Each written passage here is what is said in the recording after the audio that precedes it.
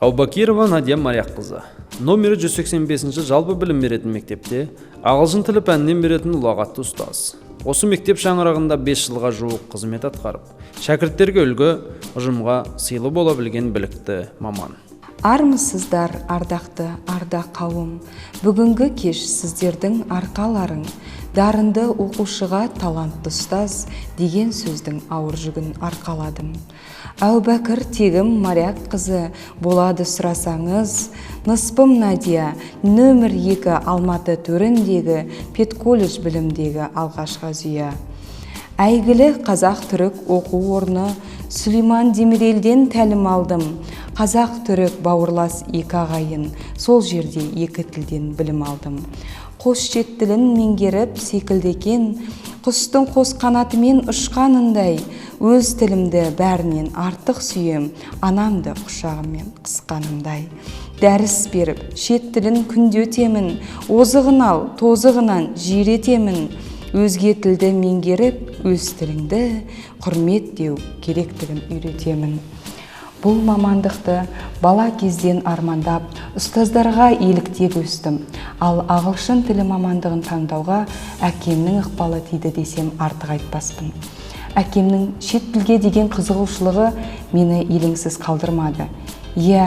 Әрине, қызығы мен қиындығы қатар жүретін мамандықты алып жүре алам ба деген сұрақ болды. Бірақ балаға деген сүйіспеншілік, пәнге деген қызығушылық алға жетелей берді. Сөйтіп қадамымды нық басып, мектеп табалдырығын мұғалім болып аттадым. Ол үшін еш өкінген емеспін. Шәкірттерімнің жетістігін көру, қуанышты көздерін көру мен үшін бақытты сәттер сыйлайды.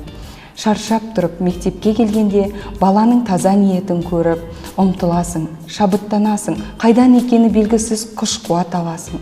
Мен үшін мұғалімдік жай ғана жалақысы бар жұмыс емес, қоғамға деген үлес, сауапты іс деп білемін. Сондықтан әріптестер жай ғана мұғалім болмай, үлкен әріппен жазылатын ұлағатты ұстаз болуды мақсат етейік.